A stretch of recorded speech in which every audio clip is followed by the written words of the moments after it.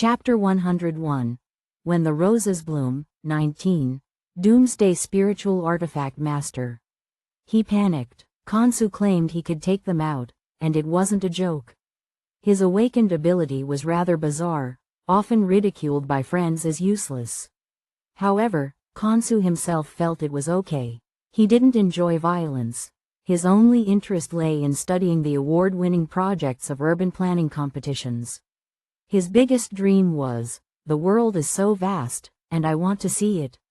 Previously, due to the stringent access restrictions of New City, this dream had been indefinitely postponed. Unexpectedly, after the apocalypse, his tunneling ability granted him freedom, reigniting hope. Khonsu spent a good half-year digging through hundreds of winding passages beneath New City, more complex than the municipal hall in Luli Port. Without his guidance, an ordinary person might never find their way out. Leading Irene and the others, Khonsu arrived at a secluded alley. After confirming no one was watching, he pried open the manhole cover. The way out of the city is somewhat special, and it'll be a bit of a hardship to use the sewers. The girls, having endured torment, had already toughened their spirits and didn't complain about the hardship. Silently, they queued up and climbed down. Finally, Khonsu, meticulously restoring the manhole cover, couldn't help muttering, "Initially, I just dug randomly, but somehow people always came down for exploration. Hey, guess what happened? They got themselves lost. When I found out, the bodies had swollen like balloons." The girls showed disgusted expressions, prompting Khonsu to quickly change his tone. Sorry, I won't talk about it. I just wonder why these people have such strong curiosity. Later, I had to dig all the entrances in hidden places. The sewer was dim and damp, occasionally with unidentified flying insects, water rats, and bats passing by. Eventually, they lost all sense of direction and had to rely on Khonsu. Irene kept her gun aimed at him, not entirely dropping her guard. If Khonsu showed any suspicious behavior, she'd immediately disable him. About an hour later, Khonsu stopped at a dead end. "You guys stay back a bit. I sealed this place last time, need to dig again." Lin Yu and the rest stepped back as Khonsu's hands emitted a faint sandy yellow glow. He turned into a rapid drill, swiftly digging into the ground. Soon, sunlight penetrated as a hole about half a person's height appeared out of nowhere. Lin Yu used both hands and feet, struggling to climb out, realizing they were near the lifeline. She glanced around, confirming the direction to Shay Base. "Let's go." Under the sunlight, Lin Yu's face gleamed, unaffected by the traces of dirt, radiating her beauty. Khonsu stared at her for 2 seconds. "Miss, you seem familiar. Have we met somewhere?" Lin Yu initially thought, not good, but then quickly composed herself. In moments like these, she couldn't afford to appear guilty. She straightened up, hands on her hips, and scolded assertively, "Don't think that just because you helped us, you can casually strike up a conversation. I'm not interested in you." Khonsu was startled by her shouting and hurriedly tried to explain, "I wouldn't dare. It's just that, I also want to go to Shay, but I don't have any way in. Can you take me with you?" After Khonsu finished speaking, he smiled innocently. In fact, he could have used this as a bargaining chip, demanding Irene and her group's compliance within the city. However, he didn't. It wasn't until he had safely escorted all the girls out that he foolishly asked his question. This guy truly lacked any cunning or hidden agenda. Lin Yu coincidentally received a message from Song K. Her lips curved slightly, "Of course." At Shay Base, Zhuang Qingyan browsed through the list of awakeners, occasionally pulling up a few profiles and making notes on the screen. He pondered various combinations in his mind while Song K idly counted his eyelashes with her hands resting on the wheelchair's back. Lin Mo poked his head in. "I've detected, the people you mentioned seem to have arrived." "Great, I'll go greet them." Song K instantly brightened, leaving Zhuang Qingyan behind as she rushed toward the base's gate. Traces of the previous war still lingered. Amid rolling sand dust, a female awakener with a cannon in her left hand and an empty right arm emerged. Her gaze was resolute, her steps steady, followed by dozens of disheveled girls supporting each other. Above the base, Zhang Si confirmed their identities and nodded, signaling, "Let them through." Rita's team had prepared hot water, clean towels, and coats at the end of the drawbridge. Irene took a towel, wiped her face, and looked up at the imposing city walls. Emotions swirled within her. As a native of New City, she had never imagined that she'd end up leaving her home and relying on refugees from elsewhere. "From now on, this will be your home," Rita held the youngest, Marcia, and said solemnly. The girls, who had endured fear and worry throughout the journey, couldn't hold back their tears any longer and began sobbing uncontrollably. New City, Miao Lun's private residence. Useless. The boiling teapot was knocked over, and a teacup flew, crashing heavily toward the two kneeling figures on the ground.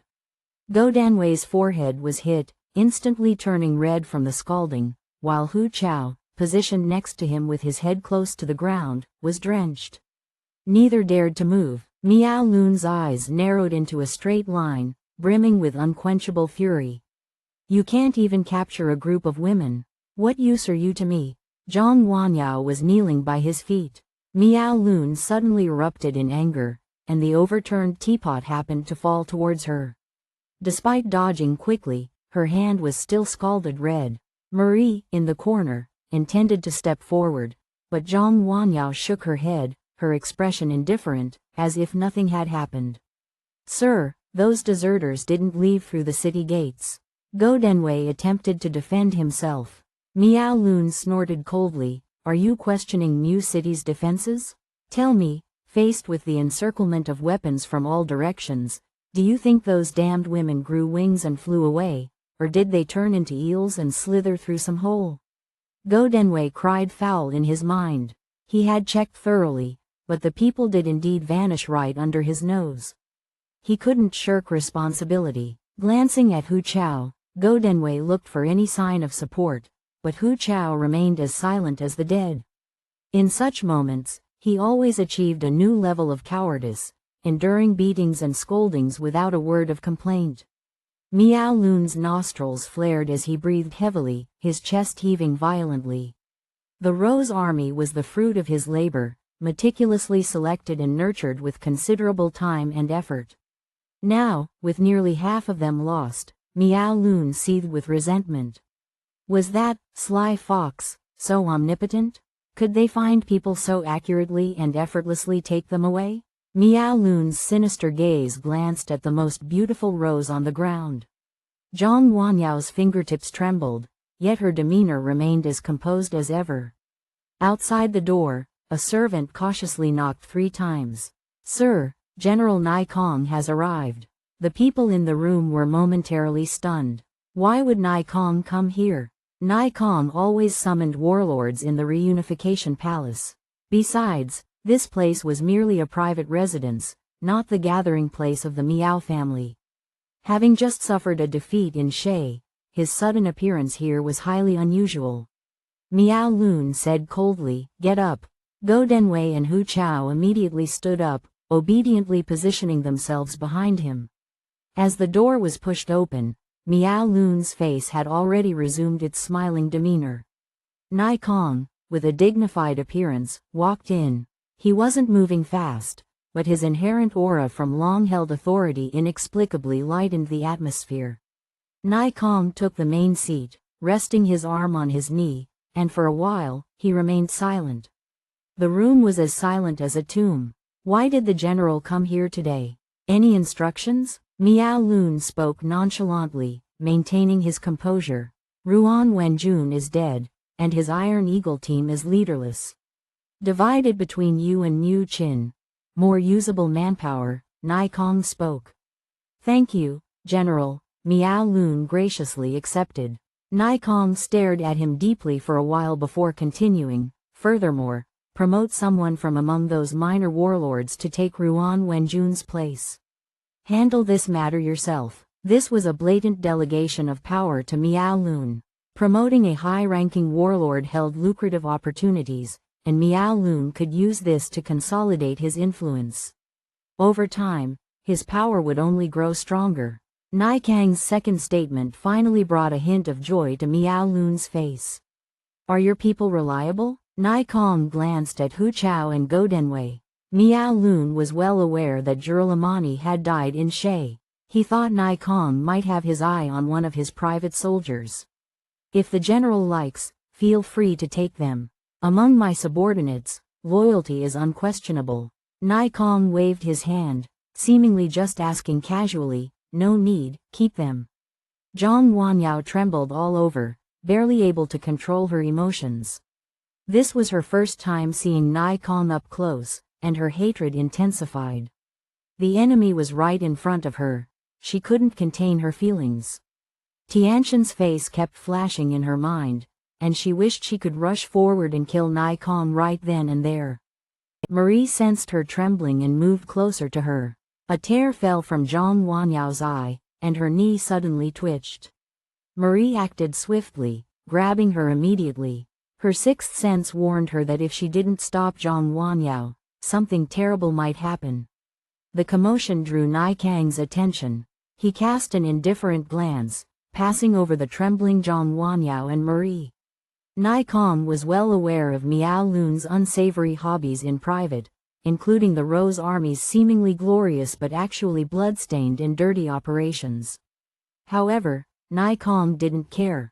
Miao Lun was a clever person, and clever people are inherently difficult to control.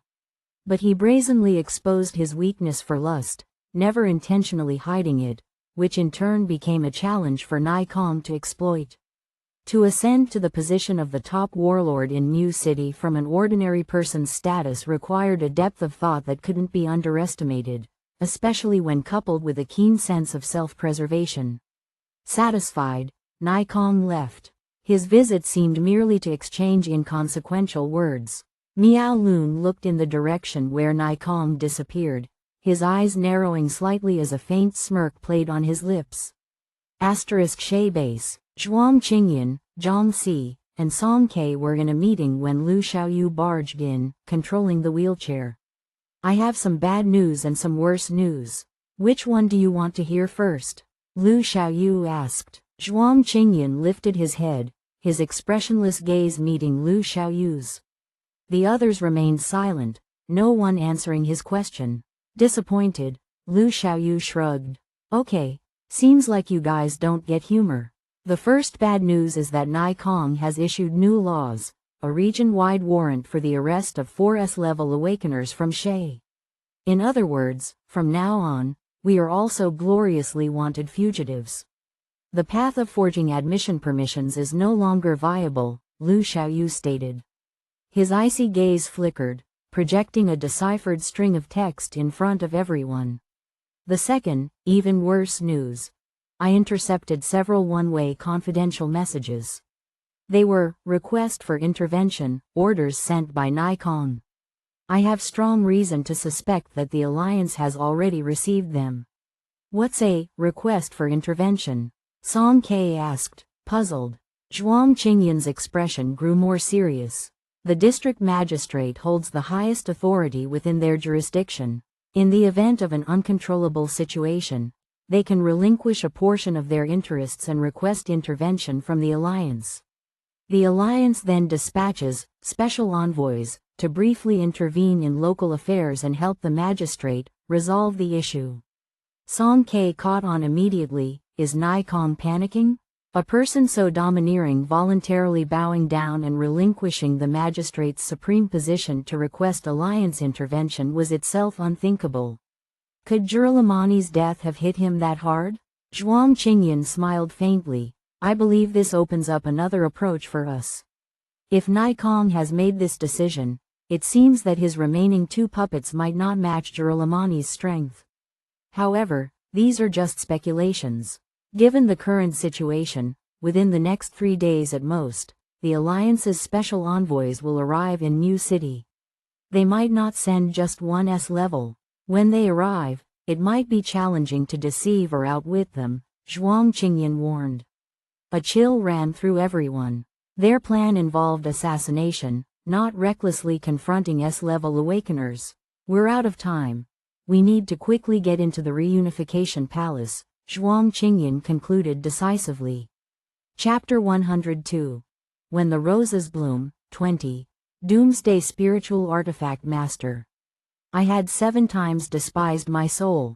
2 unexpected guests arrived at the heavily guarded entrance of the reunification palace. Before they could approach the restricted area, armed guards aimed their weapons at the 2, warning them to halt. "We're here to claim the bounty." One of them slowly raised his head. A grim scar ran from the corner of his eye to his jaw, his eyes unusually gloomy. Coupled with a voice that seemed scorched by flames, his hoarse tone made anyone listening uncomfortable, sending shivers down their spine. Next to Scarface stood a silent, thin man, both carrying peculiarly shaped black boxes. The captain of the guards couldn't help but be startled. What bounty could they be claiming at the reunification palace? Then, his expression changed as he quickly recalled the most prominent recent bounty, the one personally issued by the general, to kill any one of the 4 S-level awakeners of Shay and claim a substantial bounty by presenting their head at the reunification palace. The authority of this warrant was high, its difficulty immense, nearly impossible for anyone to accomplish. However, correspondingly, its rewards were astonishingly abundant, even allowing requests to be made directly to the general himself. Under this high reward, there must be brave souls willing to attempt the impossible. Could it be that someone had actually fulfilled this warrant? Only an S-level could kill another S-level awakener. The captain felt a chill down his spine. When he looked back at the 2, his attitude immediately became respectful. 2 heroes, we need to verify the token first. Scarface sneered. Simultaneously, he and the thin man pressed a switch on their boxes. A small door automatically lifted from the side, revealing 2 bloody human heads. The captain's heart turned cold as he hurriedly retrieved the footage from the battle with Shay. The identities of these S-level fugitives were unknown, lacking their biological information, which forced them to resort to traditional methods of verification. After scanning the video and pausing it, he scrutinized the blurred, fleshy heads. Eventually, he managed to identify them: the crippled man controlling the mechanical vehicle on the city wall on the left, and surprisingly, the one on the right bore a striking resemblance to the leader of the refugees, Changqi. The captain was shaken to the core. He took a step forward, wanting to examine more closely. Scarface promptly closed the small door with a click and ominously stated, "I want to see the bounty." "Please wait a moment. I'll report to the general immediately." The captain moved aside and communicated discreetly via his communicator. The message was swiftly relayed upwards, and Nai Kang's order came promptly, "Let them pass." "Please come in." The guards who received the order made way for the 2 visitors. Scarface and the thin man carried their boxes, passing through the security checkpoint. Precise instruments scanned them from head to toe, ensuring no weapons or sharp objects were allowed. The indicator lights blinked twice, all remained calm, no alarms sounded. After entering through the main gate, they walked for almost 15 minutes before officially entering the realm of the reunification palace. Along the way, they encountered patrolling awakeners. The security level here was so high that not even a bug could fly in. Scarface stared at the majestic and grandiose buildings ahead, a peculiar smile on his lips. The general is indeed wealthy. Look at this lavish life. Once we claim the bounty, we'll get ourselves a big house like this. Scarface and the thin man exchanged glances, envisioning the good days to come, bursting into hearty laughter. The captain of the guards twitched at the corner of his mouth, deliberately avoiding any response. At the bottom of the black boxes, several small openings suddenly split open. Mechanical spiders fell out densely, some crawling into nearby bushes, others disappearing into crevices in the buildings, without drawing anyone's attention.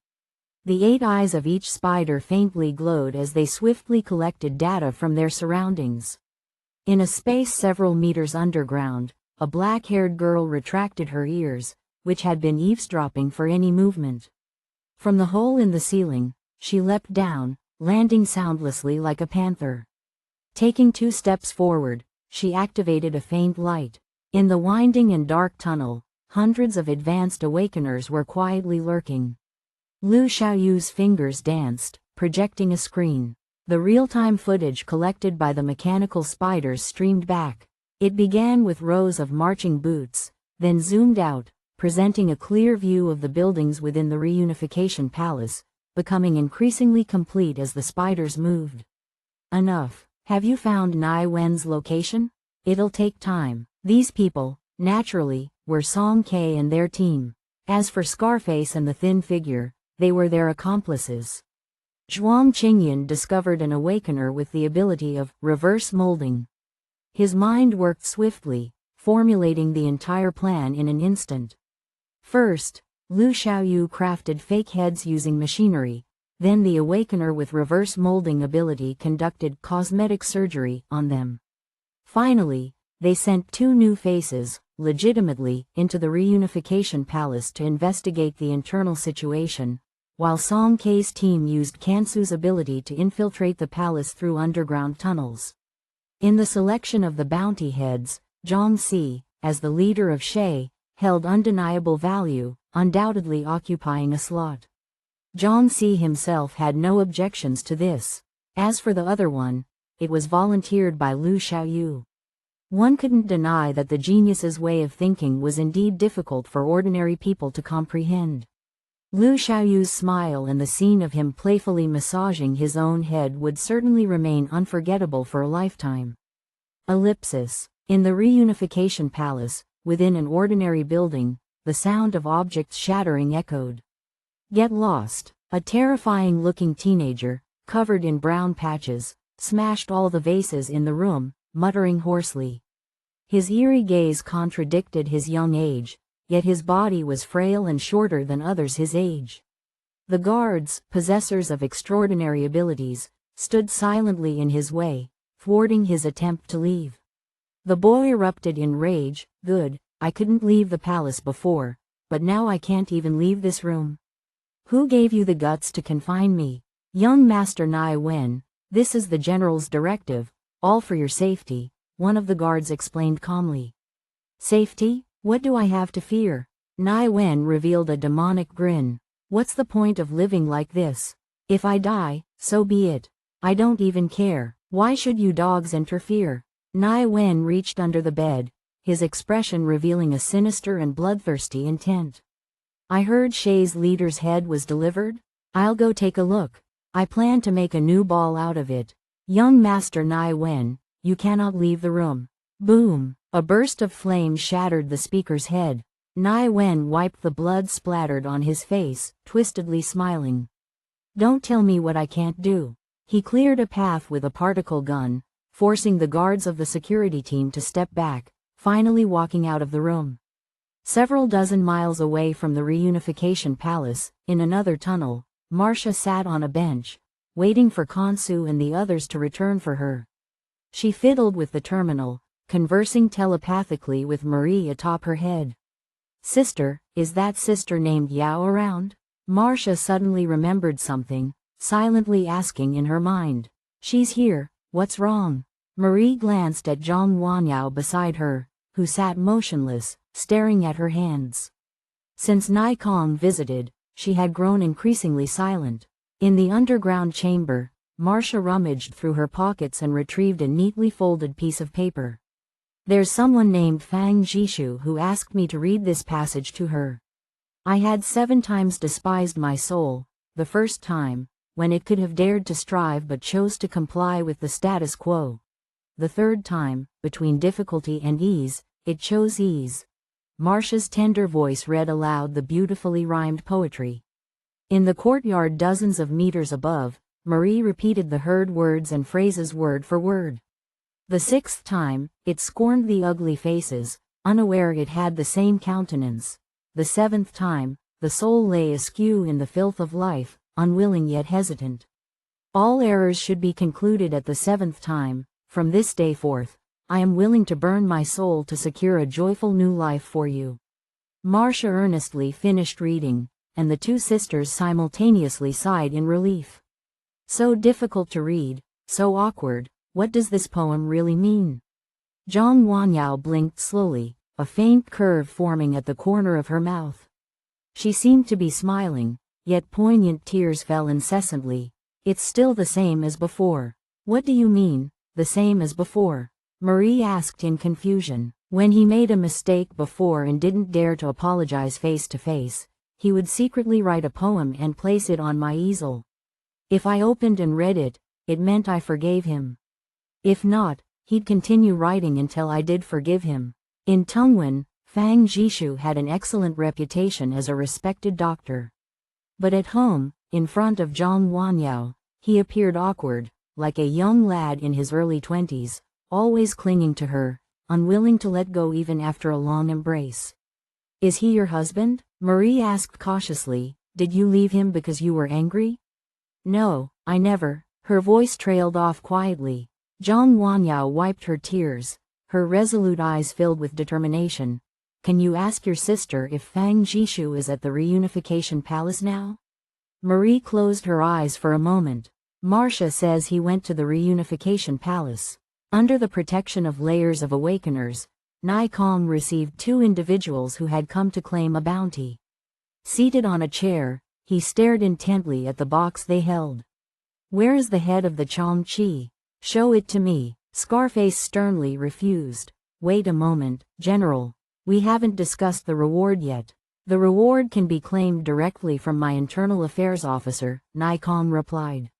What we want can only be given by you, General. Scarface chuckled strangely. Frowning, Nai Kong asked, what do you want? I want to live in a palace, Scarface blurted out. Forget it, didn't we agree on just money and crystals? A thin, silent man suddenly opposed loudly. What money? Can't I change my mind? Scarface retorted coldly. Due to a disagreement over how to split the loot, the 2 men argued fiercely, faces turning red, hinting at an imminent physical altercation. Nai Kang's patience dwindled away. Raising his right hand, numerous heavy weapons were aimed at the 2, silencing their argument instantly. I'll ask you one last time, what do you want? Nai Kang sneered. In the past, he wouldn't have even entertained the idea of meeting such people, let alone listening to them. Scarface glanced at him, then grinned. General, how about you let me take your place for 2 days? Nai Kang's pupils contracted sharply. These 2 were definitely not here to claim a reward. He stood up abruptly, shouting, kill them. Scarface and the thin man fiercely hurled the black box forward. With a whoosh, just before the explosion of the shell, they vanished on the spot. General, they're spatial anchor awakeners. Someone in the guard unit recognized. Spatial Anchor Awakener belonged to an extremely rare branch within Spatial Awakener. By setting 1 or more anchor points, they could instantly return to the anchor point within the range of their ability, making them the perfect choice for committing crimes and escaping. Not good. Nai Kong realized something, his face turning pale. Where's Nai Wen? Beep beep. A piercing countdown alarm sounded from the black box on the ground. In the next second, a scorching blast soared into the sky. This wasn't the head of an S-level awakener. It was clearly a high-powered explosive device. The guard unit and Nai Kang's figures were instantly engulfed. Chapter 103. When the Roses Bloom, 21, Doomsday Spiritual Artifact Master. You are not worthy of being human. In the reunification palace, within the underground passage, the southwest direction on the projection screen suddenly displayed scrambled snowflakes. The real-time footage flickered twice and vanished. There's a hyper-frequency band in this area, Lu Xiaoyu said. The behavior pattern of the mechanical spiders is being disrupted, and data cannot be transmitted back. Hey, it seems the security here isn't so hopeless after all, he sarcastically remarked. The scrambled area is the core of the reunification palace, Zhuang Qingyan inferred. Nai Kong and his son should be inside. Zhang Si furrowed his brows at the statement. But this place is not small. If we search it one by one, it'll take too much time and pose a risk of exposure. Lu Xiaoyu cracked her knuckles confidently. Need me to crack it? I'll get it done within 5 minutes. No, within 3. What about Scar and the others? Zhuang Qingyan asked without answering. They've entered the reception hall, engaging with Nai Kong. They can last at most another 10 minutes, Zhang Si responded calmly. 10 minutes, Zhuang Qingyan narrowed his eyes. Now, what do we do? Song Ke asked softly. Zhuang Qingyan pondered for a moment, then turned to Lu Xiaoyu. You crack that, we'll figure out a way to lure Nai Wen out. No need, Lu Xiaoyu enlarged a certain area of the footage. This kid is coming out on his own. In the clear projection, Nai Wen held a particle gun, forcing the guards of the security team to slowly retreat. Young master, what you're doing is too dangerous. Please put the gun down. Please return to your room, young master. It's not that we won't let you out, it's the general's orders. Under the bright light, the brown patches on Nai Wen's face became more pronounced. His limbs of varying lengths gave an unsettling sense of discordance. His thin body seemed like a bizarre creature draped in human skin, taking step by step toward the reception hall. Lu Xiaoyu swiftly locked Nai Wen's position, and Kansu activated his abilities, tunneling frantically toward that spot. Considering the time for reinforcements after the alarm is triggered, we have 9 minutes left, Lu Xiaoyu said. Enough, Song Ke nodded. Zhang Si donned a hood, his entire face disappearing into the shadows, leaving only a faintly visible prominent nose. He turned back, fingers clasped together, gesturing an attack signal behind him. Including Fan Yiwen and Samuel, the Shay Awakeners lowered their body centers, poised and ready. 9 minutes to take down Nai Wen, more than enough. A faint blue light emerged as Song Ke manifested a triangular military dagger. This weapon was known as the Reaper's Blade, capable of instantly destroying human tissues. One stab, blood sprayed, causing fatal wounds that led to the enemy's demise. As she made her move, she unexpectedly noticed the trembling in Fang Jishu's hands. This tremor wasn't due to fear or dread but rather the manifestation of an uncontrollable shiver when someone's conviction to do something reached its peak. Song Ke quietly observed him for 2 seconds, then swiftly walked over, handing the triangular military dagger to Fang Jishu. We will succeed. Fang Jishu looked down at her. In the refuge of the Luojia shelter, he had once been desolate, seeking only death. It was Song Ke who forcibly pulled him back from the edge of the cliff, firmly promising him with unwavering eyes, I can do it. Perhaps it was the lingering resentment and intense hatred within him, or perhaps it was because of the resemblance between her and Tianshan's dimples. At that moment, Fang Jishu chose to take a gamble, to trust this stranger, Song Ke. Initially, he observed as an outsider, watching the team called V-587 strive tirelessly for his revenge. Gradually, he found himself unknowingly involved, following them into the desert, enduring hardships and trials, all the way to Mu City. Fang Jishu gradually understood how fortunate he was to have encountered a group of companions he could entrust his back to. In just a few months, they had indeed overcome all difficulties and reached the final step. Nai Kong, Nai Wen, today would surely be your death sentence. Fang Jishu took a deep breath, the tremors slowly fading away, taking the spiritual weapon from Song Ke's hand. Let's go. The dome of the reception hall could be seen in the distance. Nai Wen had an excited smile on his face. He was just about to speak when suddenly, a large hole cracked open in the ground ahead, and one after another, people with supernatural abilities leapt out. Enemy attack, exclaimed the nearest member of the guard, immediately triggering the alarm. Prepare for battle. Before the word was fully spoken, a dark blue triangular army dagger sliced through his throat. The guard fell wide-eyed, and as he hit the ground, a torrent of blood gushed from his neck.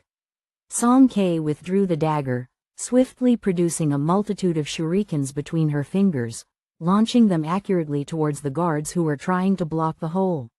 The shurikens, gleaming with a cold light, found their marks.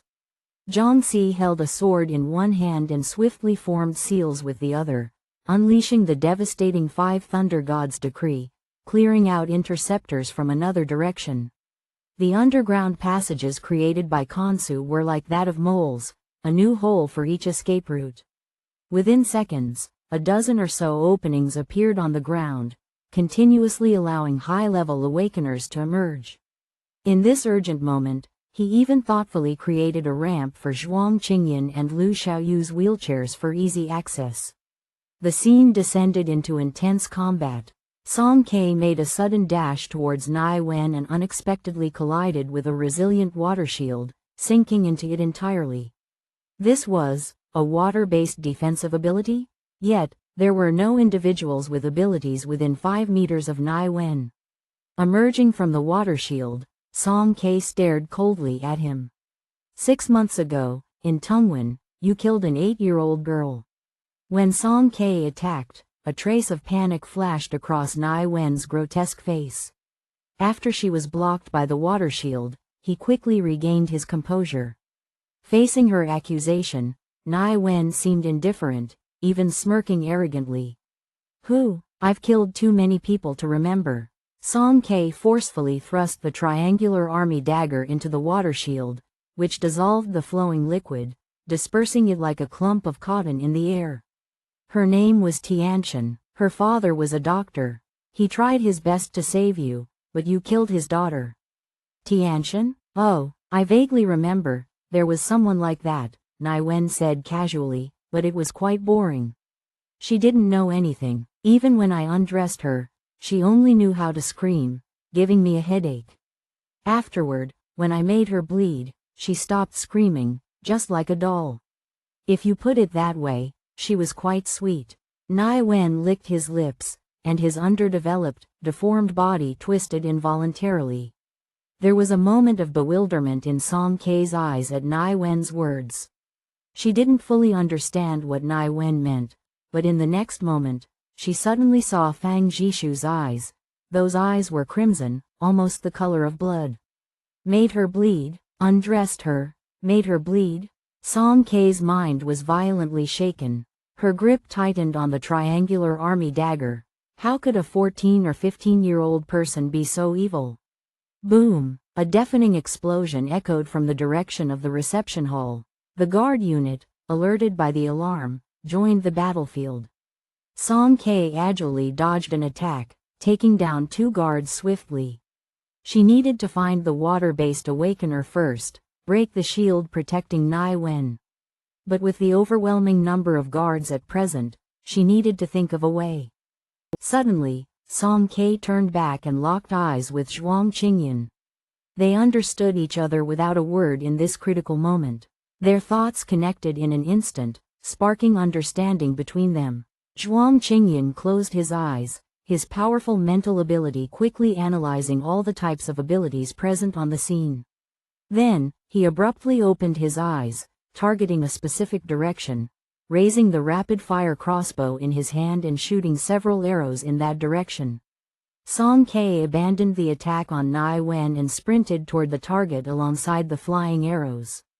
The water-based awakener, seeing the approaching Song Ke like a grim reaper, frantically conjured a water shield around himself. Clang! Sharp edges pierced the surface of the water shield, creating a deep dent, the cross-shaped puncture inches from the person's forehead. Breathing a sigh of relief for narrowly escaping, the person's expression changed drastically once again.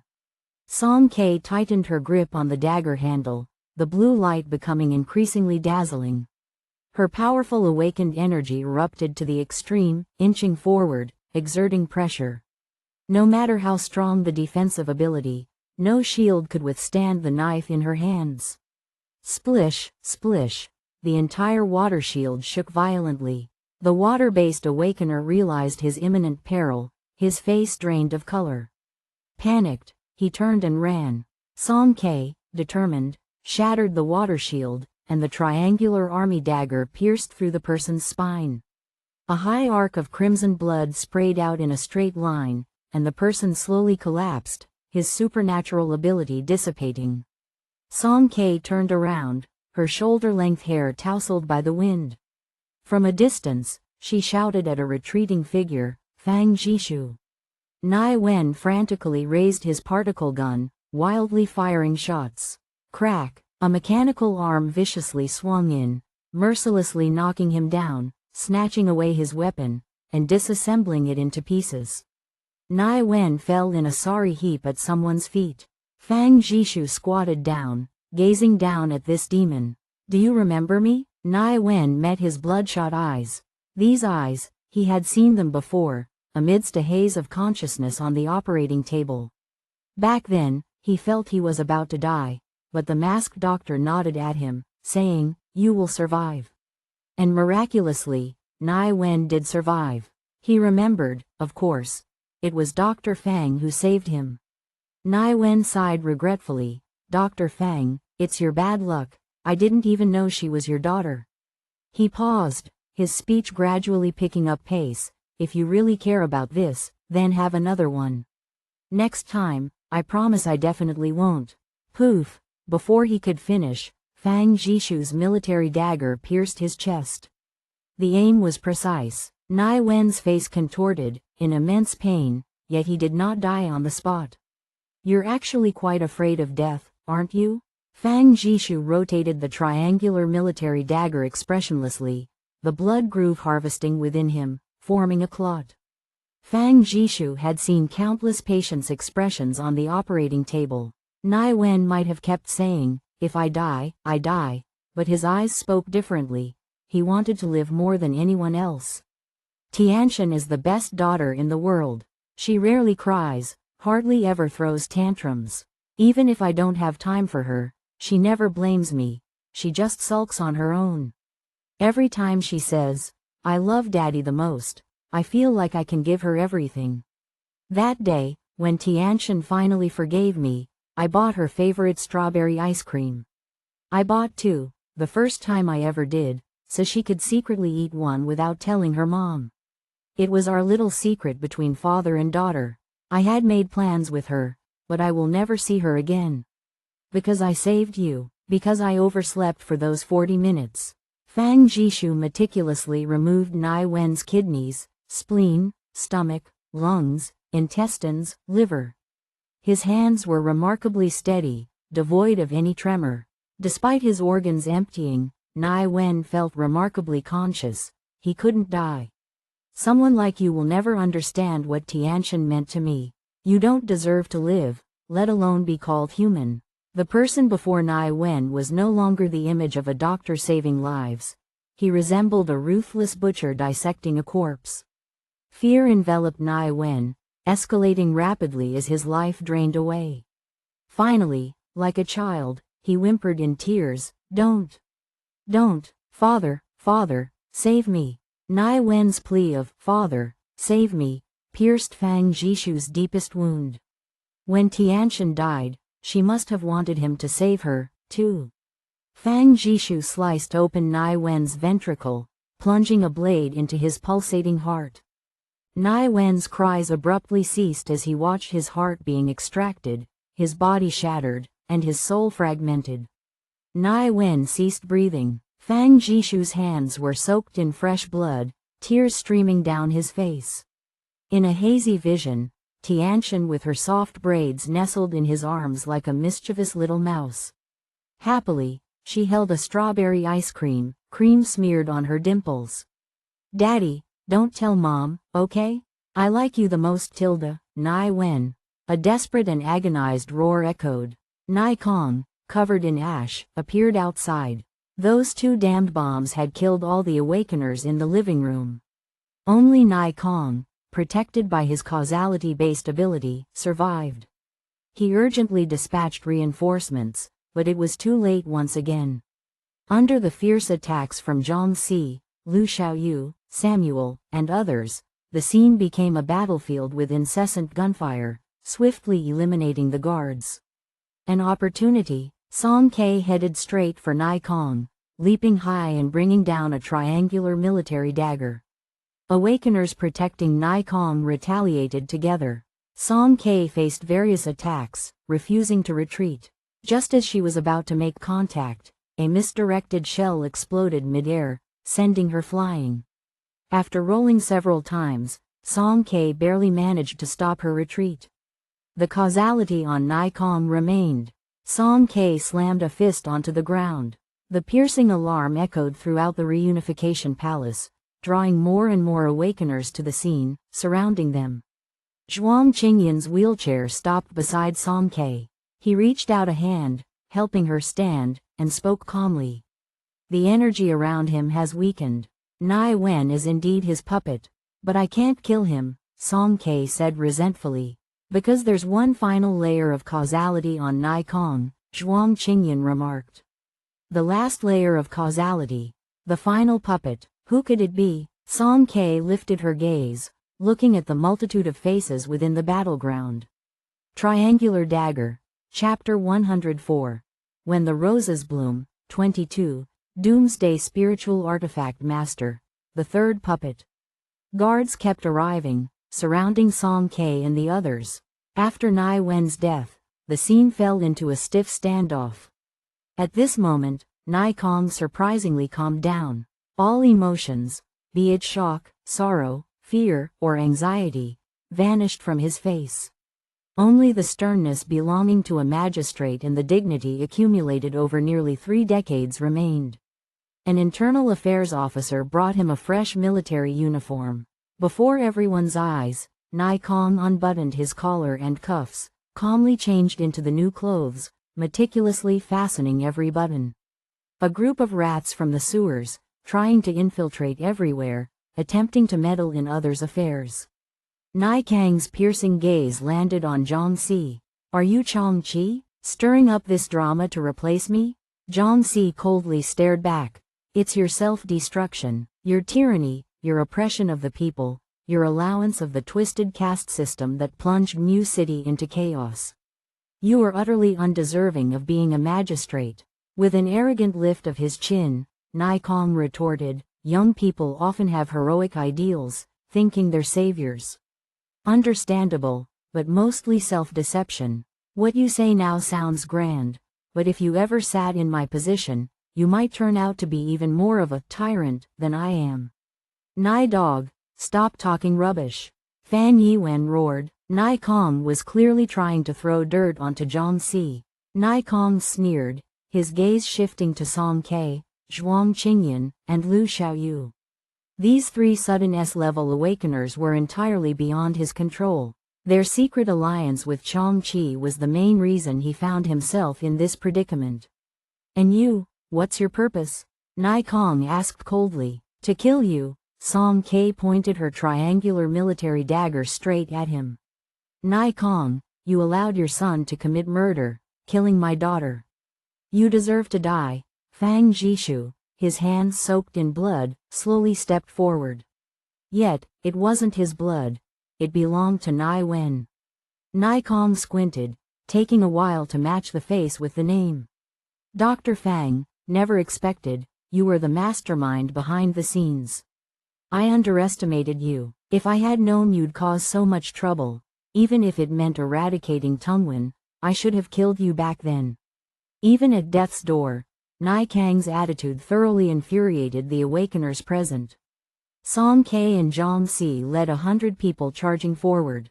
The guards scrambled to defend, but the relentless artillery and supernatural abilities razed the surrounding buildings. Countless attacks surged towards Nai Kong, yet mysteriously diverted before reaching him. Nai Kang's close aides, seeing the dire situation, fled. Barely a few steps away, sharp talismans descended from above, piercing their backs, and numerous supernatural abilities surged towards Nai Kong. He smirked coldly, unmoving from start to finish. Zhuang Qingyan, amidst the chaos, stared intently at Nai Kong, his brow gradually furrowing. If the third puppet was indeed on the scene, given the current chaos, there was a constant risk of being killed. How could Nai Kong remain so composed? Zhuang Qingyan glanced towards Lu Xiaoyu, who immediately turned the screen towards him. The monitoring on it was crystal clear. Aside from their core area, where they were, Nai Kong hadn't stationed any troops in other locations identified by the mechanical spiders. Zhuang Qingyan paused for a moment, then raised his voice to shout at Nai Kong from a distance, "You're left with only one puppet. Why do you think we can't kill you?" Nai Kong sized him up directly. Interesting. You even know I have a puppet. Zhuang Qingyan, leaning on his cane, stood up and took 2 steps forward. Nai Kong subtly raised his hand, and the guard unit switched to a defensive retreat. The melee halted, casualties on both sides, but Nai Kang's losses were evidently more severe, with only a third of the high-level awakeners remaining. Next came the time for psychological warfare. Zhuang Qingyan smiled faintly. It's been 5 minutes since the explosion. I was just wondering why not a single warlord rushed to save you. Unless, you never issued the order for reinforcement. And you do this for only one reason. Zhuang Qingyan spoke slowly, each word deliberate. You're protecting your puppet, and in doing so, you're safeguarding yourself because as long as he's alive, you won't die. You can maintain composure now because you know the other person isn't in the reunification palace, ensuring we can't find him. Nai Kang's lips gradually tightened. This kid had an uncanny ability to see through people's intentions. Zhuang Qingyan's eyes narrowed slightly as all the pertinent information raced through his mind. Your first puppet, Jularamani, an almost S-level awakener, chosen because he's hard to kill. The second, your son Nai Wen, imprisoned in the reunification palace, firmly under your control. You're confident here due to the top-notch security, believing no one would breach it before us. Turning these two into puppets, although secure, poses risks. As long as the existence of your causality-based supernatural ability is known, they can be easily wiped out together. One shouldn't put all eggs in one basket, a principle a general like yourself must understand. So, the third puppet must be entirely different from conventional thinking. Zhuang Qingyan's composed voice reverberated in the vast space. You must ensure that even if he's not under your nose, he can survive unharmed. This means he surely possesses self-defense capabilities, maybe even more so, and his situation outside is safer and less conspicuous than staying in the reunification palace. Nai Kang's eyelids trembled ever so slightly. Peasants, workers, or mercenaries? Too risky. Merchants or the wealthy? Not secure enough. Based on New City's hierarchical structure, he must be at least at the second tier or higher, wielding substantial power and status, with a large private militia for protection. High-ranking officers and small warlords are absorbed or assassinated. They aren't your best options. Then, we're left with the 3 major warlords. Ruan Wenjun is dead, so is it Mu Qin or Miao Lun? Zhuang Qingyan stared at the tightening back of Nai Kang's hand, smiling brightly. Do you think I'm going to guess Mu Qin? After all, he's an awakener, with a better chance of survival compared to Miao Lun, an ordinary person. But there's a question that's been bothering me. The 3 major warlords, each holding different powers, create a balance and a check on each other. Mu Qin and Ruan Wenjun had many overlapping interests, causing constant friction between them. However, Miao Lun seems to have no direct conflicts with anyone. General, can you tell me why? At the hero banquet where Song Ke participated alone, Mu Qin and Ruan Wenjun were at odds, but Miao Lun managed to navigate smoothly. Zhuang Qingyan had felt a sense of incongruity then. Furthermore, during large military actions like the attack on Shay, the other 2 warlords participated, even Nai Kong himself commanded on the field. Why was it specifically Miao Lun who was excluded? Why do you particularly favor Miao Lun? It's not because of trust but because Miao Lun is your most deeply hidden puppet, Zhuang Qingyan declared conclusively. Nai Kang's calm facade shattered. With a few words and an intricate sequence of reasoning, Zhuang Qingyan breached Nai Kang's psychological defenses. To kill Nai Kang, they had to eliminate the puppet first. Miao Lun had to die. Zhang Si immediately signaled a dozen people. Come with me. He turned to Song Ke, who seemed about to say something, and nodded. Leave it to me. Fang Jishu wiped his face and stood resolutely in front of Zhang Si. I'm going with you. As for Yao, she was still with Miao Lun. He didn't know if she was in danger. He had to go himself to feel assured. Fang Jishu turned back, looking at Song Ke, Zhuang Qingyan, and the others, bowing deeply. I'm counting on you. Stop them, Nikong bellowed. Song Ke swiftly conjured a Shaolin staff, charging forward, sweeping through the opponents and knocking down the pursuers. Zhang Si, Fang Jishu, and others took the chance to leap into the tunnel, disappearing in an instant. A hint of anxiety flickered in Nikang's eyes, yet he managed to maintain composure. Just with a dozen of you, you think you can kill Miao Lun? We will definitely do it. Once he's gone, you'll be left waiting to die. Song Ke spoke resolutely. She wasn't sure how strong Miao Lun's self-defense capabilities were, but she knew Zhang Si well. Her senior brother was the kind of person who, once making a promise, would give his all to fulfill it. What if I tell you that even if you kill Miao Lun, you still can't harm me? Nikong quickly regained his calm demeanor, even arrogantly finding a chair and sitting down. Not good, Lu Xiaoyu from the back suddenly spoke up. His ice blue eyes swiftly flickered, displaying data streams. Detected interference from unknown signals. 5 starships are heading towards New City, estimated to arrive in an hour. At this timing, arriving at New City on starships clearly exposed the identity of the approaching party. They hadn't anticipated that the actions of the Alliance's special envoy would be quicker than expected. Nikong received the same information. His features relaxed, and he burst into laughter. I told you that you couldn't touch me. I not only sent a request for intervention, but also submitted an emergency refuge to the Alliance. Before you find Miao Lun, I might have already left New City. Nikong was planning to escape? Song Ke was stunned by his shamelessness. Zhuang Qingyan looked at Nikong, who was laughing heartily, and grinned. Once you submit an emergency refuge, it means you'll lose all privileges as a magistrate. You won't be able to return to Mu City for the rest of your life. General, you're willing to hand over the kingdom you've painstakingly built. I must admire your magnanimity. Oh, are you this afraid that we'll kill you? When it came to cutting remarks, Zhuang Qingyan ranked second to none. Nikang's laughter faded. Mu City, in a private militia camp at a certain location. A group of mercenaries was on their routine patrol. As they turned a corner and took a few steps forward, there was a slight crack beneath their feet. Without reacting in time, they stumbled upon hidden frost traps. Ice blades, solidified like whirling knives, slit everyone's throats in an instant. With a muffled thud, the unfortunate squad fell neatly in unison. In a camp several meters away, awakeners were idling away, playing cards. Double nines, sweep, I win, huh, what's that smell? Smells like rotten eggs. Rotten eggs? Isn't this hydrogen sulfide? Not good. Outside the camp, massive frost-wrapped shells plummeted from the sky.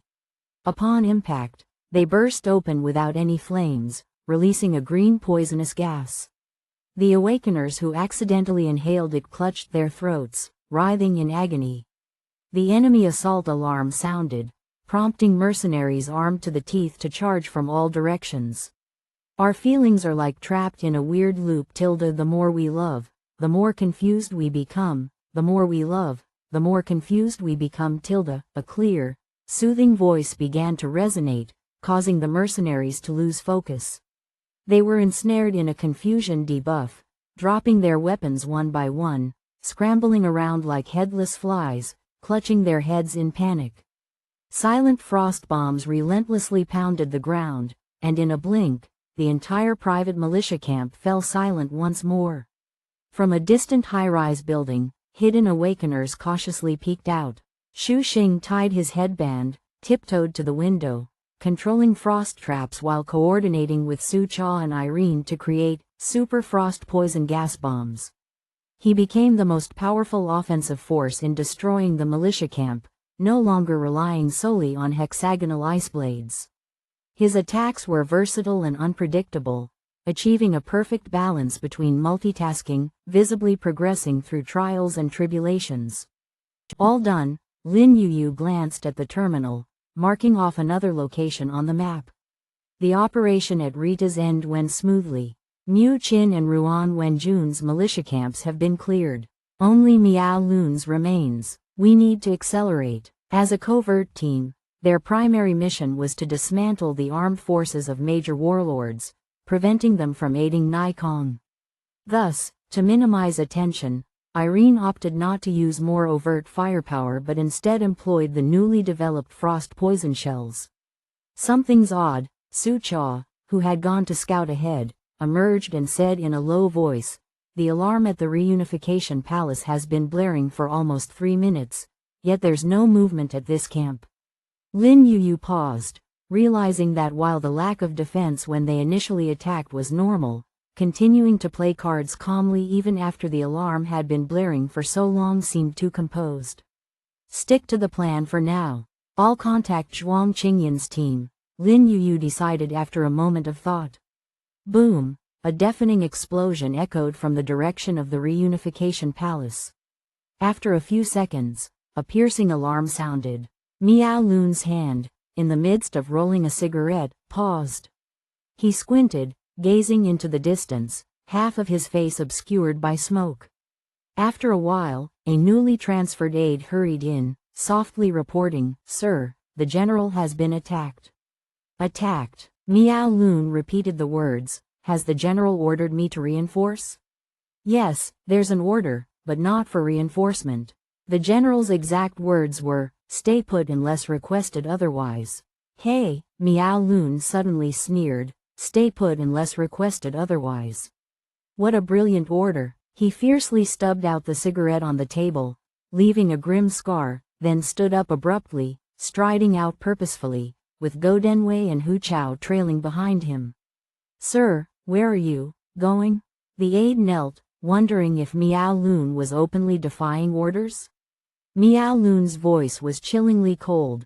"Summon all the private militia, immediately return to the estate." "Sir, something terrible has happened, sir." A servant rushed in, scrambling and falling at Miao Lun's feet. "Our militia camp has been attacked." "Where?" Miao Lun's face turned ashen. Everywhere?" The servant's voice trembled, not daring to meet his gaze. Everyone present knelt in genuine fear. Miao Lun's fluctuating breath felt like an impending guillotine. Suddenly, he pivoted, heading towards the backyard. Zhang Wanyao and Marie were speaking softly when Miao Lun barged in without a word, slapping Zhang Wanyao across the face. "Bitch!" Zhang Wanyao fell to the ground, half of her face swelling, lips bleeding profusely. Marie snapped her eyes open, interrupting her telepathic conversation with Marcia, rushing to help her up, glaring at Miao Lun. "Why do you hit someone?" Miao Lun's face was incredibly dark. Step by step, he advanced, his immense shadow gradually enveloping Zhang Wanyao's slender figure. Marie rushed forward to shield Zhang Wanyao but was kicked aside by Miao Lun and restrained by Hu Chao. Gripping Zhang Wanyao by her hair, Miao Lun dragged her up from the ground. "I've raised you for so long, never thought I'd nurture a treacherous spy, a two-faced wench. The location of the militia camp was leaked by you." Zhang Wanyao coldly responded, "Yes." Miao Lun, enraged and without interrogation, had already concluded her guilt. No matter what she said, it couldn't change his furious reality. The portraits Zhang Wanyao had given to Irene several times used her unique layering technique. At first glance, it depicted a girl trapped in the Rose Army, but beneath the surface, through a specific method, it revealed the map of the militia camp. Furious beyond measure, Miao Lun kicked her abdomen, causing Zhang Wanyao to curl up in pain. "Sir, should we still go to the estate?" Go Denwei asked softly. "Go." Miao Lun wiped his hands, saying coldly, "Take them all." Several girls in the backyard had their eyes blindfolded, mouths taped shut, hands and feet tightly bound before being loaded into a transport vehicle. Marie moved within the darkness of the rear compartment, trying to locate Zhang Wanyao by scent. She lay motionless on the ground, causing Marie to grow increasingly worried. She nudged her with her head, attempting to wake her up. After a while, Zhang Wanyao slowly regained consciousness, lightly brushing against Marie. Sensing that she wanted to communicate, Marie turned around quickly. Their hands met, and Zhang Wanyao's warm fingertips swiftly wrote a word in Marie's palm. Mare carefully discerned the word, sister, in the local dialect. Marie immediately understood her intention. She closed her eyes and initiated a telepathic connection, desperately calling out for Marcia. As the sun gradually descended, following the last remnants of light along the horizon, hundreds of fully armed awakeners guarded a single person, hurriedly entering Miao Lun's ancestral estate. The gates shut tightly behind them, the footsteps of guards on patrol becoming more vigilant. Time passed second by second in the reunification palace. The security detail had been cleared out, leaving only a few. Song Kei wiped off the blood splatters on her face, her eyes fixed unblinkingly around Nai Kong. She retained the last bit of her awakened energy, waiting for Zhang Xi's signal.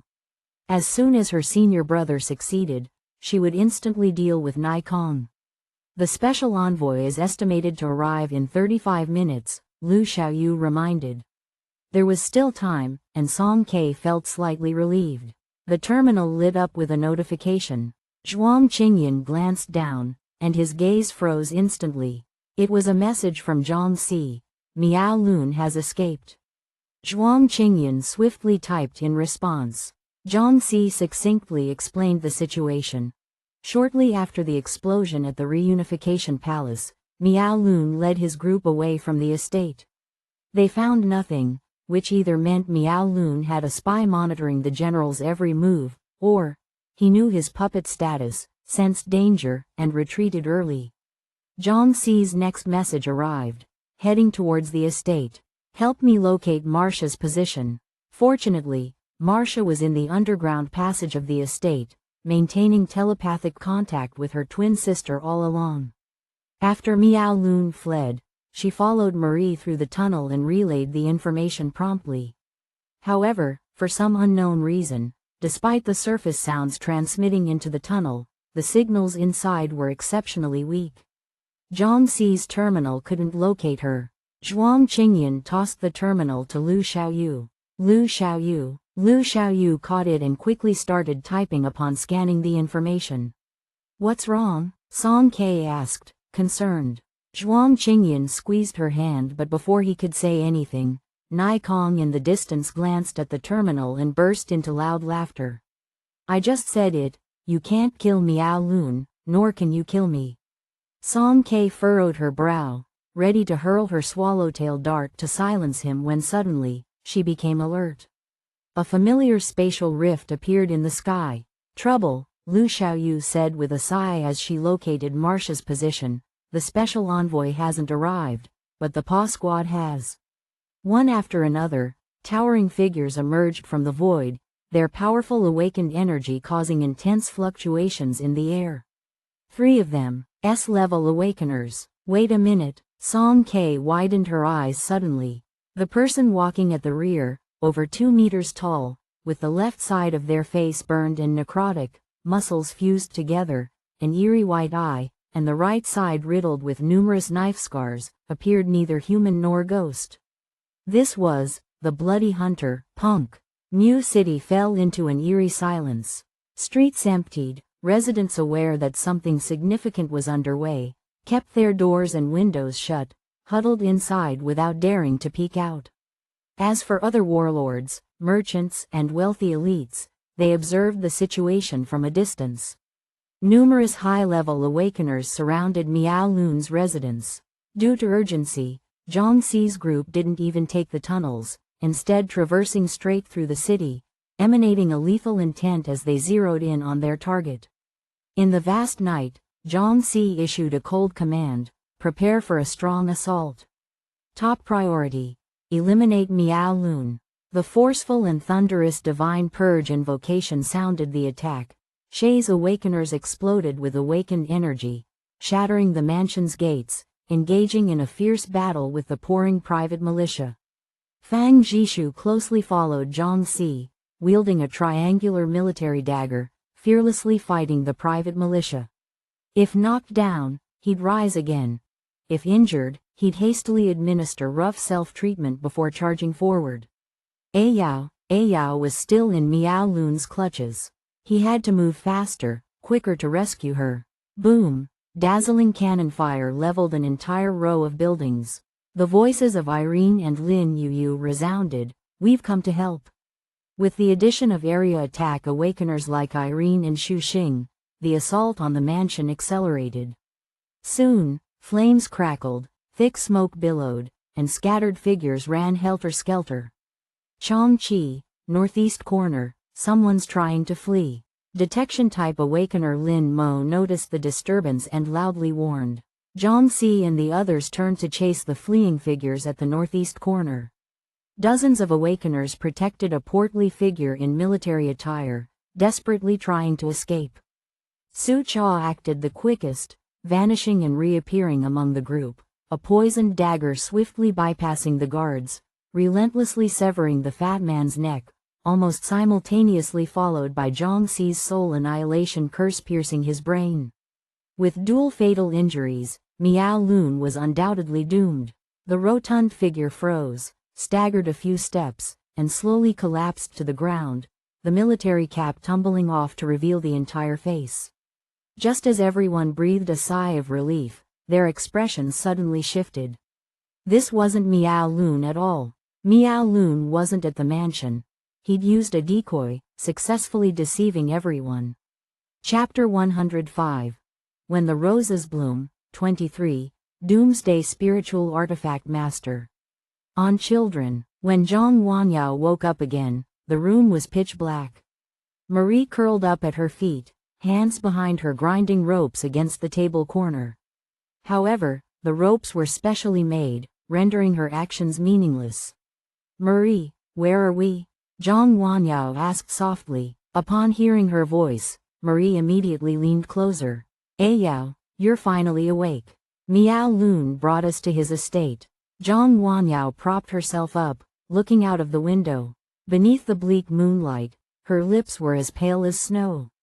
"No, this isn't Miao Lun's estate." She had once accompanied Miao Lun to his estate, a luxurious mansion situated in Mu City, in a quiet and affluent area. Lights there never ceased, but at this moment, outside was shrouded in thin mist, desolate with no signs of life, only Miao Lun's private soldiers on edge, resembling more a suburban villa area. Zhang Wanyao hadn't been here before, but Miao Lun owned numerous properties, beyond her complete knowledge. "What? But before we left, Miao Lun clearly said we were going back to his estate." Marie muttered in confusion, then smacked her forehead suddenly. "Oh no, that means the message I sent to Marcia was also false. The reinforcements she sought must have gone to the wrong place." Marie's voice lowered in concern as she glanced at Zhang Wanyao. "Yao, you look really pale. Are you okay?" "I'm fine." Zhang Wanyao shook her head. "Can you still contact your sister?" "Yes, she came with us. I want to know what's happening in the reunification palace," Zhang Wanyao said. "I'll ask her right away." Marie activated her powers and communicated with Martha underground. Nai Wen was dead, Nai Kong had 3 puppets, and the last one was Miao Lun. Only by killing Miao Lun could Song Ke have a chance to take down Nai Kong. Zhang Wanyao's misty eyes narrowed slightly. Miao Lun probably knew he was a puppet long ago. As she approached Miao Lun, although this person was initially reckless, he didn't live as cautiously before. However, gradually, there were more and more private soldiers around Miao Lun. In the end, they never left him no matter what he did. Moreover, he was secretly gathering various rare awakeners, such as Hassa who excelled in data tracking, Sang Bo who could turn into black mud, and Hu Chao and Go Denwei, who were always close bodyguards. When did Miao Lun realize Nai Kang's manipulations on him? It's unclear, but his mind was extremely deep, quietly enduring it all, seemingly bargaining with Nai Kang on one hand and seeking opportunities to break free from the constraints on the other. Miao Lun obviously wanted to transfer the puppet elsewhere, but the causality awakener had died, and other high-level causality awakeners were even rarer to find. Thus, Miao Lun's plan had to be temporarily shelved. Lately, Miao Lun's gaze toward her had been increasingly peculiar. Clearly, he had sent someone to follow her, harboring suspicions, yet he wasn't in a rush to deal with her. Perhaps, Miao Lun's retention of her wasn't due to favor but rather as preparation to serve as a vessel. However, before he could implement this plan, Nai Kong fell into multiple assassination crises. While Zhang Wanyao and Marie were whispering, a girl's cry suddenly came from outside the room. Go Denwei dragged them all out. The number of private soldiers Miao Lun brought wasn't substantial. A large part had been dispatched to his estate to divert attention. However, those who remained were the elite. Shortly after, Go Denwei kicked open their door. The master requests your presence. Will you go by yourselves, or shall I escort you? Marie fearfully bit her lip, while Zhang Wanyao replied calmly, we'll go by ourselves. Including Zhang Wanyao, 6 girls were taken to a spacious bedroom, where they were startled by the gruesome scene. Hu Chao held an extremely thin blade, slicing at a person's face. The individual's skin showed no inch of relief, tortured to the point of unrecognizability, whimpering in agony. Miao Lun sat in front, spreading his legs apart. I'll ask you again, what is that old man's plan? The secretary sent by Nai Kong couldn't endure the torture, pleading, General, the old man has submitted an urgent asylum request. The Alliance will pick him up tonight. Please, I've told you everything I know. Please spare me. Miao Lun stared at him in silence. Hu Chao murmured, his answers from 7 times are consistent, General. There are few cuts left. Should we continue? In other words, this person hadn't lied. Miao Lun raised a finger. Hu Chao swiftly struck, giving him a swift end, terminating the secretary's life. Having obtained the desired answers, Miao Lun stood up with suppressed anger, pacing back and forth in the room. He violently kicked over a chair, cursing furiously, old man, damn that old man. Take the person away. Servants entered quietly and dragged away the lifeless body of the secretary. Miao Lun suddenly turned around, panting heavily as he pressed down on Go Danwei's shoulder with force. I don't care what it takes. Tonight, guard the door for me, no flies allowed in. Understand? Go Denwei knelt down on one knee following his pressure, bowing his head. Go Denwei swears to guard the master with his life. Miao Lun nodded in satisfaction. Go. Once Go Denwei left, Miao Lun's grim expression remained unchanged.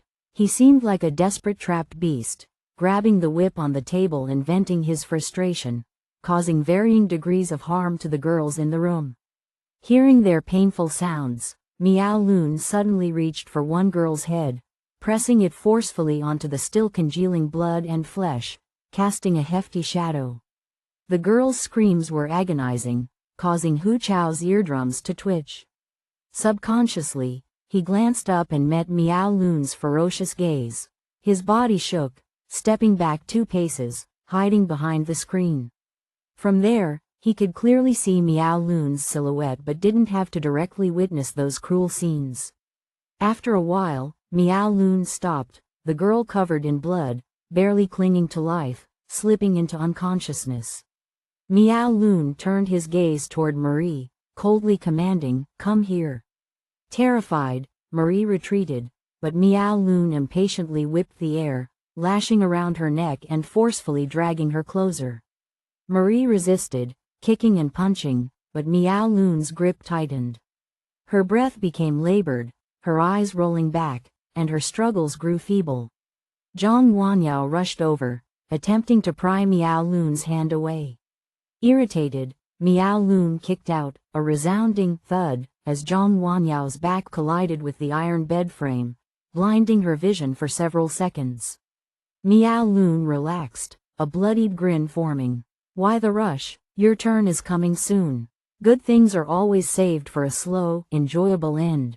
Hu Chao, hearing the commotion inside, peeked beyond the screen. He saw Zhang Wanyao lying almost lifeless on the ground, while Marie's eyes were shut tight, a ring of marks around her neck, her hand under the table spasming.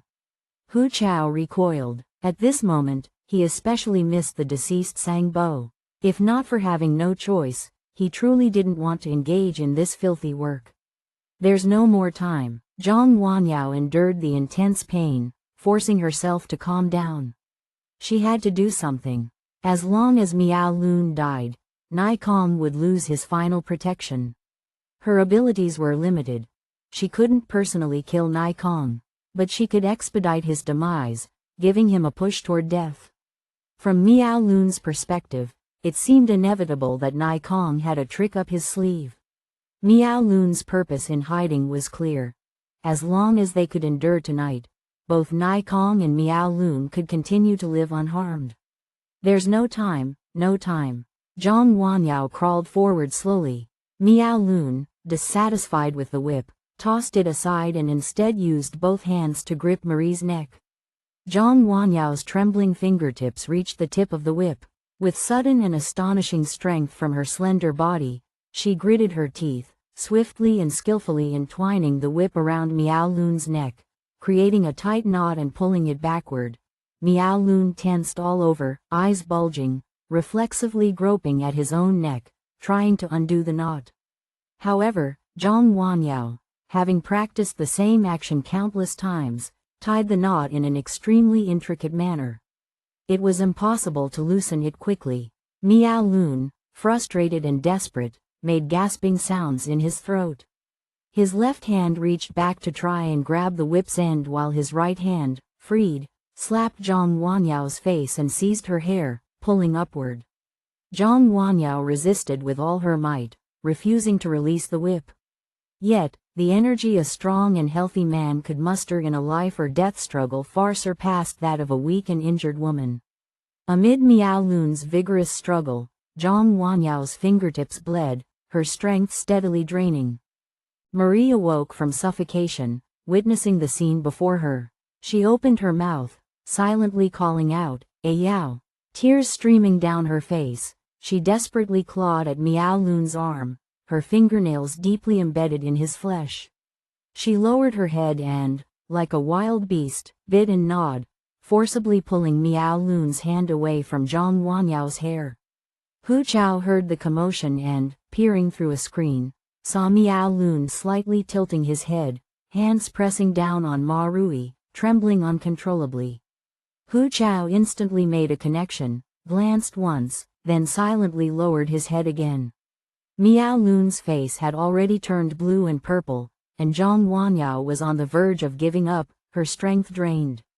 The tip of the whip slid forward a few inches. At that moment, a hand covered in scars came in and, adding to her force, tightened the whip together. It was another girl from the room, just pushed into the pool of blood by Miao Lun. Her appearance was immensely tragic, but her eyes were filled with resolute determination. In the silent confrontation, a third hand covered in, followed by a fourth, a fifth. These girls from the Rose Army, stripped and vulnerable, seen as toys by Miao Lun, chose to resist with their lives. They made no sound, either staggering forward or crawling, tightly gripping the whip with unwavering determination. They only had one thought: Miao Lun must die. Miao Lun, on the brink of breaking free, suffered another blow. His eyes glazed over with a deathly pallor, his brain rapidly starved of oxygen, the blood in his neck artery ready to burst. Miao Lun's struggle grew stronger, finally managing to knock over a teacup with great effort. The sudden sound of shattered porcelain startled Hu Chao, who vigilantly raised his head, only to look towards the door. Faint sounds of a scuffle emanated from the darkness, sporadic flashes of supernatural light. Hu Chao furrowed his brow slightly. What was Go Denwei up to? He couldn't even handle something as simple as guarding the door. They might as well switch roles, let him watch over Miao Lun. Wait, Hu Chao suddenly realized he hadn't heard Miao Lun's voice for several minutes, and even the cries of those girls had disappeared. He was drenched in cold sweat, pushing the screen down to rush forward. A sharp talisman suddenly pierced through the back of Hu Chao's head. Zhang Si and Irene rushed in with a group of people, everyone shocked by the scene before them. The girls, battered and bruised, held onto the whip in various poses, while its other end was wrapped around Miao Lun's neck. He lay stiff, barely clinging to his last breath. Yao. Fang Jishu dropped his triangular dagger and rushed over, picking up Zhang Wanyao from the ground. Zhang Si grabbed Miao Lun, the 7-star sword piercing his head accurately. Miao Lun had no strength left to resist. After confirming his death, Zhang Si sent a message to Zhuang Qingyan's side. Miao Lun's body was dragged away. Marie fell from the table, landing on the ground, coughing violently. Zhang Si paused, removed his robe, turned away, and covered her body full of wounds. Lin Yuyu and Irene also took out clean coats and distributed them to the other girls. The Shay Awakeners at the scene fell silent. These girls were heroes. Perhaps Miao Lun, even in death, wouldn't have imagined that his glamorous life would end with being strangled by the very Rose Army he had nurtured. Fang Jishu anxiously checked Zhang Wanyao's limbs, urgently asking, Yao, you're hurt? Let me treat you. Zhang Wanyao gently placed her hand on his. Why are you in such a mess? Fang Jishu wasn't much better off than her. His face was stained with blood, and his hair was tangled. Zhang Wanyao smiled tenderly. How many times have I told you? Clothes are hard to clean. Fang Jishu hadn't heard her nagging for a long time. His heart felt sour and bitter. I'll clean them. I'll do it. Yao, Nai Wen is dead. I killed him with my own hands. Nai Kong is about to die too. None of them will escape. I finally avenged Tianshan, Fang Jishu said, choking up. I know, Zhang Wanyao said softly. You've worked hard during this time. Fang Jishu shook his head quickly. I haven't. It was all my fault before. I couldn't handle things. I always made you angry.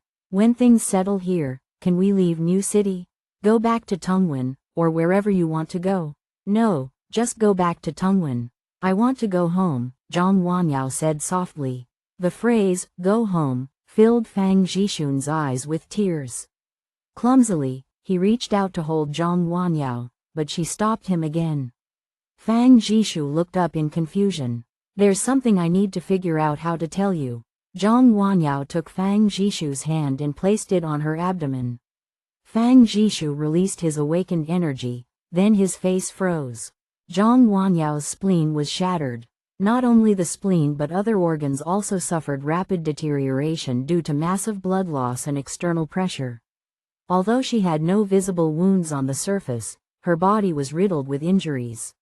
Miao Lun's kick at the private residence was unusually vicious, and Zhang Wanyao, despite enduring for a while, couldn't hold on any longer after repeated heavy blows. It's okay. I'm an A-level healer, I can save you. Fang Jishu's speech was incoherent, his hands trembling incessantly. He desperately released his awakened energy, channeling it into Zhang Wanyao's body. However, Zhang Wanyao was just an ordinary person. Her constitution hadn't undergone any enhancement, and the absorption of awakened energy was exceptionally slow. Fang Jishu's voice trembled. Yao, don't be afraid. I'm a doctor. I'll perform surgery on you. Let's do it now. Zhang Wanyao held Fang Jishu's hand, stopping his futile efforts. There was no more time, she knew. Before, what I said was all out of anger. Axu, you're not just a good father but also a very, very good husband.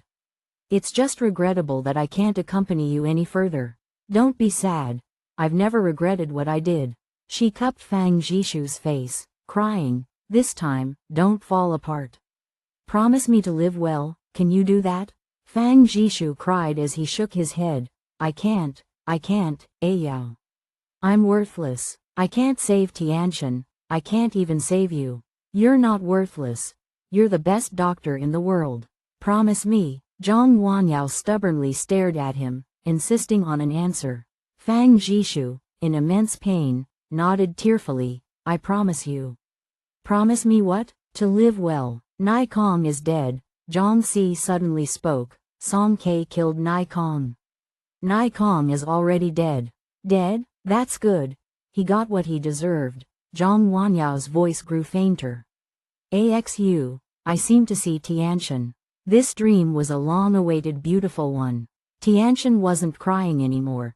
Instead, she was saying something, her dimple showing, and she smiled sweetly. Zhang Wanyao hurried forward, finally hearing clearly. It turned out she was calling, "Mommy." Your children are not your children. They are the sons and daughters of life's longing for itself. They come through you but not from you, and though they are with you yet they belong not to you. For their souls dwell in the house of tomorrow, which you cannot visit, not even in your dreams.